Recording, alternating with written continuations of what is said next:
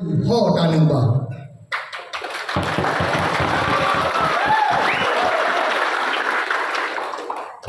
Bismillahirrahmanirrahim.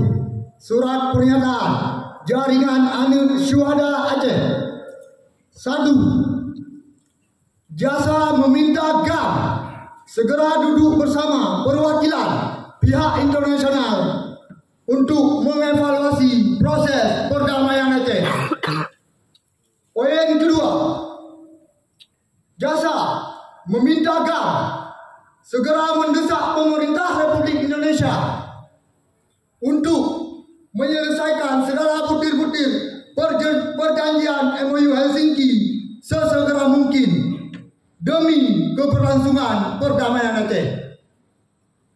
Poin ketiga, Jasa meminta GAM memberi atensi khusus kepada pemerintah Aceh, dalam hal ini Gubernur dan DPRA, untuk mengkaji ulang poin-poin dalam Undang-Undang Republik Indonesia Nomor 11 Tahun 2006 tentang pemerintah Aceh, atau lebih dikenal dengan sebutan UPA, harus sesuai dengan amanah MOU Helsinki.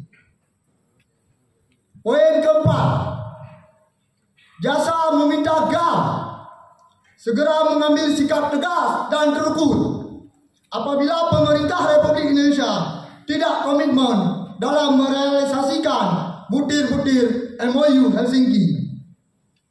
Jasa juga, poin kelima, Jasa juga mendesak pemerintah Aceh, Gubernur dan DPRA untuk segera duduk bersama demi menyelesaikan polemik Kanun Nomor 3 Tahun 2013 tentang bendera, lambang dan himne Aceh.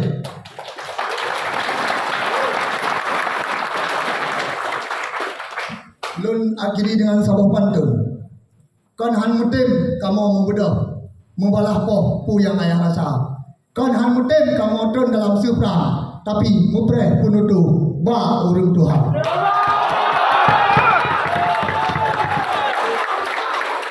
Demikian, billahi taufiq wal hidayah. Assalamualaikum warahmatullahi wabarakatuh.